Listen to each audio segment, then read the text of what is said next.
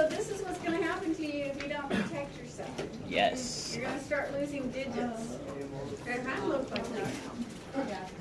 So Need some lotion, man. Kind of looks like that.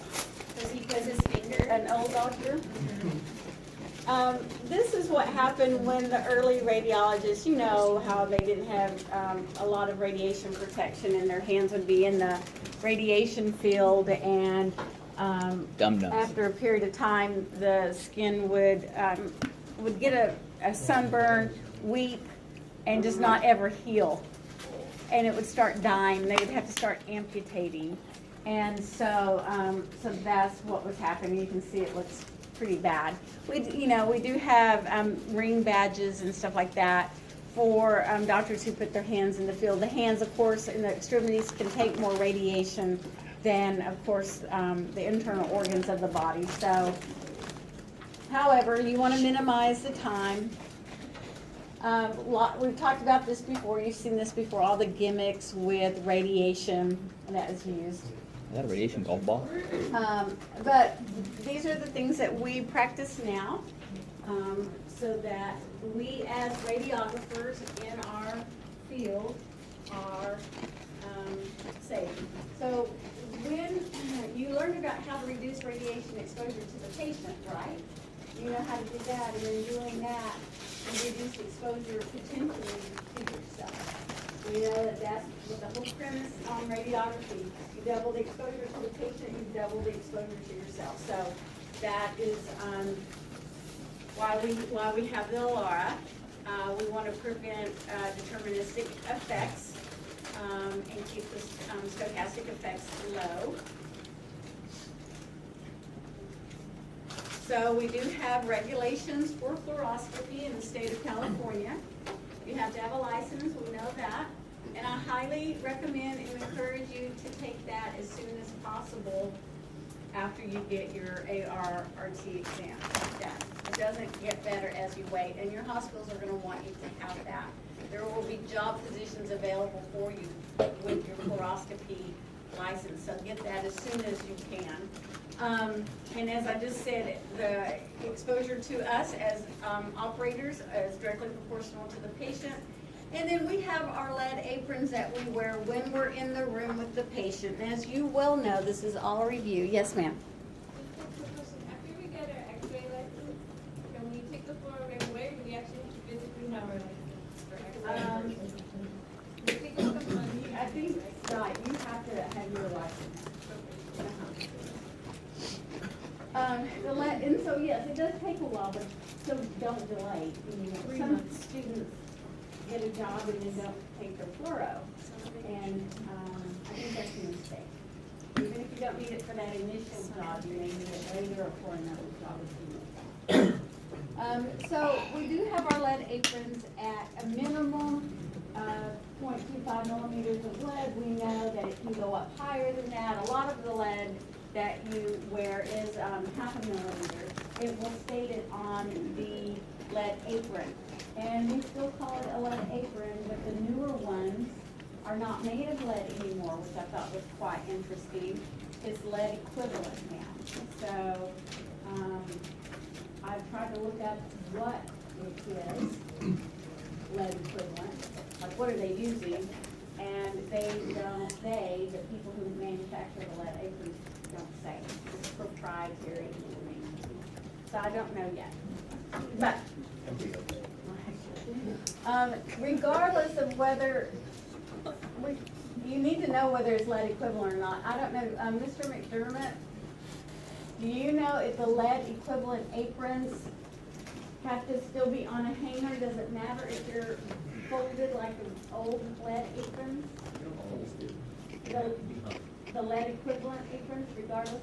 Any piece of personal protective equipment needs to be stored appropriately or joint commission will have. Okay. Okay. Hissy fit. So it doesn't matter. Okay, so we're still gonna hang them regardless. So you can see the difference between 97 and almost 100% in that half a millimeter. You know, if you're, in my opinion, if you're in interventional fluorography, interventional radiography, then that 5.5 millimeter would probably be worth it. If you're in routine, I don't know that I would, it'd be like wearing 2 lead aprons, you know, so you have to think about how heavy that might be. They're not heavy at first, right? But after a while, being in fluoro, they do get heavy, so you have to watch that. So, but anyway, you see what 0.25 millimeters does and what half a millimeter does. So, all your equipment has an MA and KV reader. It has to be monitored once a week. You've had this information before. They have to be monitored once a week to show that they are working. Records of this monitoring once a week, this is QA, has to be kept for 3 years. So when the JCO or the Joint Commission comes by, these are the things that they're gonna be looking at. Where do you wear your personnel monitoring device, your radiation measure? On your collar. Outside the lead apron at the chest level. Okay, where do you personally put it? Do you put it on your lead apron when you have a lead apron on? Do you wear it on your badge, A little main badge? strap thingy right here. Yes, and I hold the badge upside down. Okay, so you On the just thyroid need to be system. careful of if you wear it, you know, wherever you wear it, when you put on a lead apron, you're not covering it up. Yes, sir, you're dying here. Go right ahead. One small fact, I don't know, who do you read your dosimeters from? RDC, Radiation Detection Company. Okay. Most of the vendors I've dealt with, are just a long time, but on the Landauer, the maps are very specific as far as where location. So it'll say extremity, it'll say chest, it'll say. So you can wear it where the badge says it's supposed to be worn. If you don't, then the reported exposure for you is not calculated correctly. Site. I have a question. We all wear our lead markers all together, and what if our lead marker is in front of the bag? Does that make a difference? I would think so, because of the lead. And right, you're getting scattered, so it's gonna absorb the scatter. So that might not be the best idea. That is a good question. Something to think about. Does anybody have their badge with them? What does it say on yours where to wear it on the back? Or does it say it on the front? No, it doesn't say. It just says anywhere. Okay, oh, it doesn't say, there's a little picture, you have, no words, I'm like, oh, it's right there. No, it doesn't say, you're right, there's a little picture of a person on your badge, and there's a little red dot, and that's where, meaning it's a chest badge, It goes not a here. waist badge. When would you wear it down here? When, for a pregnant female, and outside or inside the lead apron? Inside. Inside the lead apron. So if we had a fetal monitor, it would have a little baby on there. And I can't remember exactly, or baby, and it tells you, or indicates to you where to wear it. And then, so, as Mr. McDermott said, it is important to wear it at the appropriate place so it's calculated correctly. So, on your report that you posted every once in a while, it doesn't report anything, what is that supposed to be? Okay, so when you get your reports, they'll be every 2 months, and I have to post it within 10 days of receiving it, and I usually send you an email, it's posted. And if you have in R, oh wait, let me just look. In D, meaning no dose has been detected. So that means now there is a level that, there is a threshold for the detection. So if it's less than 1 milligram, it won't read it. If it's anything more, it will read it. So ND means you had less than 1 milligram. Yeah, 1 milligram.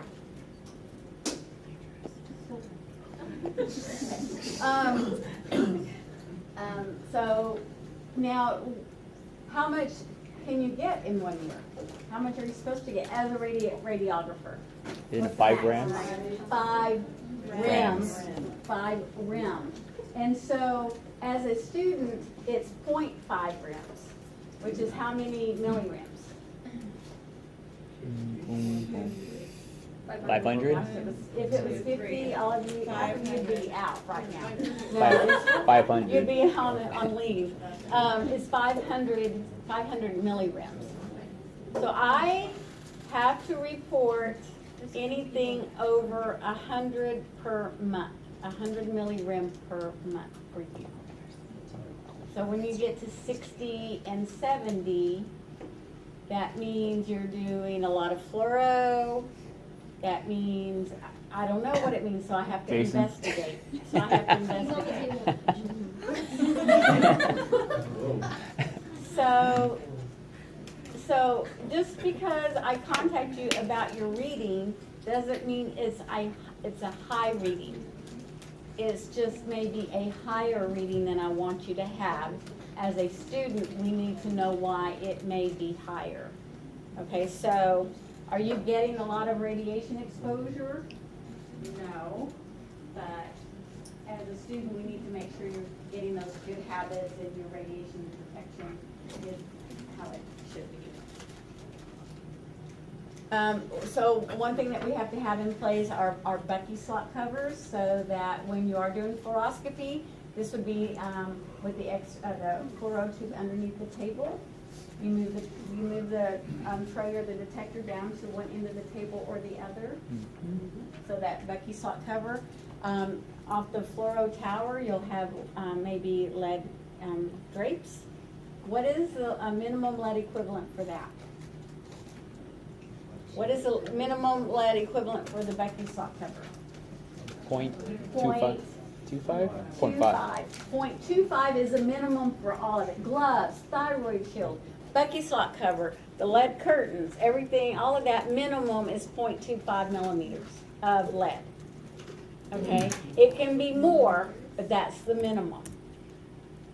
A lot of times it is more. I think even in our back room it's 0.5, but that's the minimum for all of that.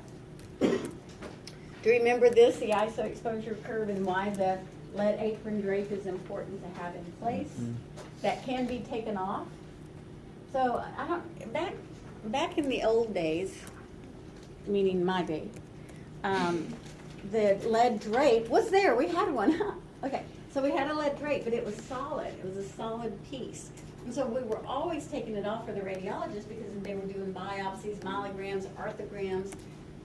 They couldn't reach around it and see what they're doing, right? So we'd always take it off for those types of exams. Well, that defeats the purpose of having it. So then they made them where they're slotted in like, so you can put the arms through and still do what the radiologists do what they need to do still. So it's kind of the evolution of that drape.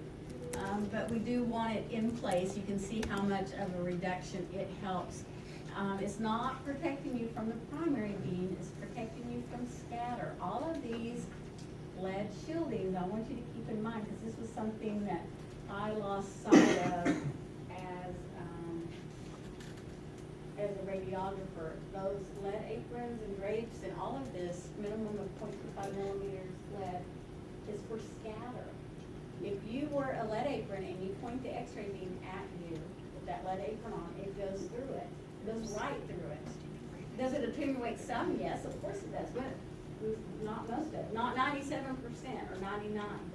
Okay? This is all for scatter. So anytime you put yourself in the path of the primary beam, whether a patient's there in front of you or not, you're going to get some radiation exposure. Okay, so just keep that in mind. What's your primary source of scatter? Going to be your patient. So that's what this lead shield is for. So whoever is here operating the equipment, it will be greatly reduced. And remember when we did the Geiger counter? The Geiger counter, and we were all around the room, and remember the clicks and how it was with the lead apron, that lead drape, then me with my lead apron on, I had it underneath there, and then the person behind, remember that? And it was less and less and less, and certainly as we moved further away. Is it required to have the drape for any fluoroscopy machine? Is it required to have the drape for any fluoroscopy machine? I know they can take it off if they're doing a procedure. If it interferes with the procedure, then they would have to take it off. But otherwise, it should be on. So is there a law? If the radiologist wants it off, can they take it off? Yeah. But again, if the Joint Commission comes around or somebody comes around and it's not on, then there'll be, have a recommendation for that. So anyway, you'll be asked these questions. You were asked these questions before. Do you remember this? At 1 foot, it's 500. At 2 feet, it's 100. At 3 feet, it's 50 milli-arc per hour. So that's going to be a question to you. At 3 feet, according to the ISO exposure profile curve, at 3 feet, what is the radiation intensity without a lead drape? So make sure you know those numbers. This is out of your textbook also. So here you have other protective accessories. So if you're in a room and the doctor takes that lead drape off and scatter radiation is going everywhere, you still have other things to help you, because the lead apron is only protecting your torso. You have the thyroid shield, but you know, nothing else. And so you can certainly get behind the mobile barriers. Yeah. Do you have those in your department? Mhm. Do they provide those for you in every room? Not every room. Every Fluoro room? So if not, Just you for know, video. you'll find it. If you're not getting the protection We have one that you gets need, stolen by don't they cath have a lab. window? Or sometimes they're all glass, aren't they? Or leaded glass? Mm-hmm. So you can stand behind those. Yeah. You don't have to stay behind it, but, you know, you can take care of your patient and then step back behind that, you know. We talked about the curtain, the Becky sock covers, you have gloves. They have better gloves. What kind of gloves do you have? Are those the big? Like ours that we have, yeah. They have better gloves. Doctors who are in interventional radiography, their hands are in the field a lot. They have these, they look like the latex gloves, but they're lead lined. So they're a little bit more form fitting. So they do have better gloves than that. There are leaded goggles that they can wear if that's what they want, and of course the thyroid shields. So again, this is the minimum lead requirement, and the mobile screens will have much more. So those are nice to stand behind if that's what you need to do. So here's the drapes, and this is still an old drape. The newer drapes have even more slots to them. And again, that can be taken off. And then the Becky slot cover is what pops in when you move the detector or the Becky tray all the way down to the end of the table. That arm folds in and covers that slot where these scatter radiation can exit from underneath the table. And here are some different lead goggles. Again, this is not something you would necessarily need in routine, and that's kind of not appropriate. In regular fluoroscopy, this might be interventional radiography, where the doses are higher, where you're in there all day long during the procedures. This might be something that you would want to wear. So we have, as we talked about, our radiation badges. It's interesting, and I'm sure it's our older techs that do this. This is an example of our badges. Again, when I was in radiography growing up, they were called film badges. Do you hear anybody call them film badges now? Okay. Are those the older techs? Yeah. Yeah, that's usually. Like I had throw it to in break film. myself of the habit. But it was a piece of X-ray film. You opened it up, so right here, this white area was a sealed packet with a little piece of X-ray film in it. It was so cute, it was a little tiny. And so they read the density on the piece of film to see what kind of exposure we got. So if you washed it, if you left it out in the car on your laptop,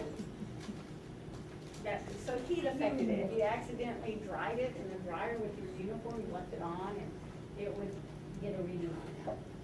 So we were always worried about leaving it in the car on a hot summer day kind of thing. I got a reading on mine, leaving it on my lab coat, hanging in the, in the car, on the hanger, and the sun coming through. So that sort of thing. So outside. So anyway, it was a piece of film. And then we went to, and I think I've got it up here, then she looked through. If you're wearing your dosimetry badge on your lead apron, on your thyroid shield, there's nothing wrong with that. But what's the first thing you do when the doctor's done with the Take it exam? off. right, that's off. That's the first thing you do, isn't it? And so don't forget that that's where that badge is. So whatever habit you get into, you can do that, but make sure you get in the habit of learning to take it off. I had a colleague who left the badge on, well, I had a student who left their badge on the lead apron, which it happens, I get that, but what upset me was they didn't realize it for 2 days later. So when should you realize you don't have that? When you go home. At least by the next morning when you go to get ready for work or training or whatever, and you get your markers, your radiation badge. So to go 2 days is a little concerning. So make sure, however you do it, just get in the habit of doing it the same way every time so that you don't forget. So the thing with the film badges, look at the error, is 25, that should be percent. 25% plus or minus either way. So that's quite a margin of error there. There were filters in there. There was a copper filter, an aluminum filter. So these were little pieces of square metal in the badge, and it could tell you if the radiation was hitting you from the side, because then the little square area would be elongated versus a direct hit. So, and it could tell you how strong it is, copper versus aluminum, that sort of thing. So they could tell a little bit about the radiation exposure you've got. And the minimum, it took 10 millirems, a minimum of 10 millirems before it could even start reading your exposure. So if you had 5 millirems, it would not be able to read that. You would get a no dose on there. So they could read up to 700 milligrams. So we evolved to the TLD, the thermoluminescent dosimeter, and the error, margin of error plus or minus 9%, so that was a significant improvement with that. Minimum, this is significant, now it's a minimum of 5 millirem, so that was a little bit better. And we could reuse them, but the film badges, once they were red, developed in red, then we couldn't use them again. But we did have a permanent record. They could save those little pieces of film with your name on it and store that and keep that. So you always had a permanent record with the film badge. With the TLDs, they're reusable, so you don't have that permanent record. So that's the difference there. Lithium fluoride was used as the crystals. Lithium fluoride crystals are in the badge, and that radiation, they absorb the radiation exposure and then emit light in proportion to that exposure. Not heat sensitive, so, people say, can we leave these in the car? I'm like, yeah, but I don't know that I'd leave it on your lab coat hanging in the window, but it's not supposed to be heat sensitive. Radiation sensitive, yes, but not heat. Not like the film badges. And then this is the latest, the OSL, optical simulating luminescence, something like that. And look at the minimum exposure here, 1 millirem. So they're very sensitive, very sensitive. Look at this, their accuracy is much better. We went from 25 to 9% down to 1%. Again, they're reusable, and they're made out of aluminum oxide crystals. So, question? Oh, no, I was just looking at the accuracy. Yeah, 1% or better, plus or minus 1%. And they make rings too. If somebody, again, interventional radiography, they want to know how much their hands are receiving, so they can have a ring badge. So here's the badge. The laser light excites the crystal. It emits a light that is read by the photodiode, and then that determines the radiation exposure.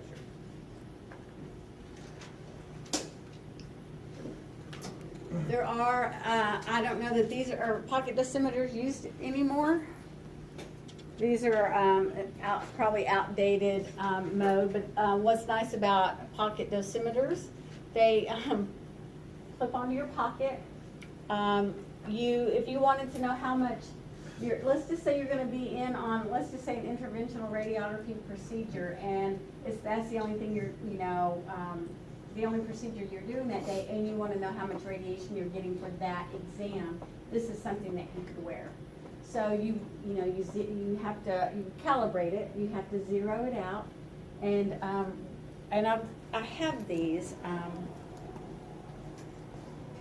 you look in one end to the light, and at the other end, you see a scale with the needle on it. So you have a scale of radiation exposure readings, and then if you get any exposure, the needle will show you how much.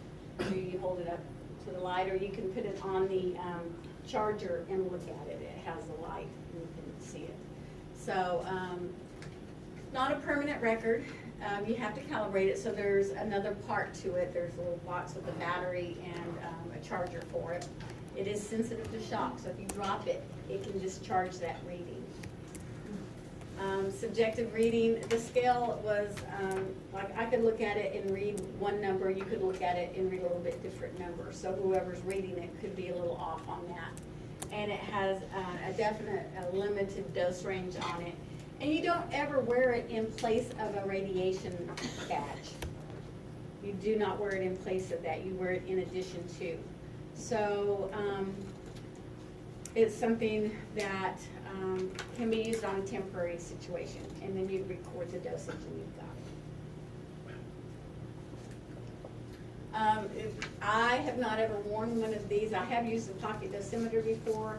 Are these worn anymore? Do they use these? That's a real old one. They're all modern, up-to-date, solid phase ones that a lot of first responders use and intervention physicians use because they want instant readers. So the basic way it works is you set a limit where you want the audible sound to come on when you've reached that limit, or when the radiation dose to you has reached a certain limit. So then they know that they, need to stop what they're doing because they've exceeded the limit, or if that's a little bit lower than their limit, they know that they're getting close to. So wherever they want to set the limit, they can. And it gives an audible sound. So it's not something you read. So do you know your dose equivalents for each of the body areas? I'm sure you will be asked that. So make sure, and probably everybody, not probably, but surely they'll ask it in sieverts or millisieverts. I'm a rim girl. I have to do the rim, the sievert, the millisievert. So you can see the difference between one rim is 1/100th of a sievert.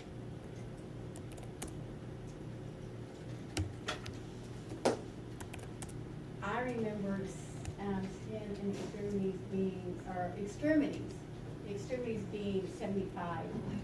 I remember when that was 75 milligrams. I mean, I said milligrams, 75 milligrams, 75. So they're getting stricter in these, a little bit stricter. I remember there was a time when they thought they were going to lower it to 3 I keep saying milli, I'm sorry, 3 grams. But they haven't done that yet, right? They did it in Europe to 2 milligrams. Oh, so in Europe it's 2 grams? Yeah. It failed here. That's not. Well, the evidence of how radiogenic cataract form, it's a complicated issue. So Europe just kind of jumped in with both feet. Here, they're taking a little bit more, looking at what the real evidence is. Well, I think it's, since you looked, as your career and your job, you looked at radiation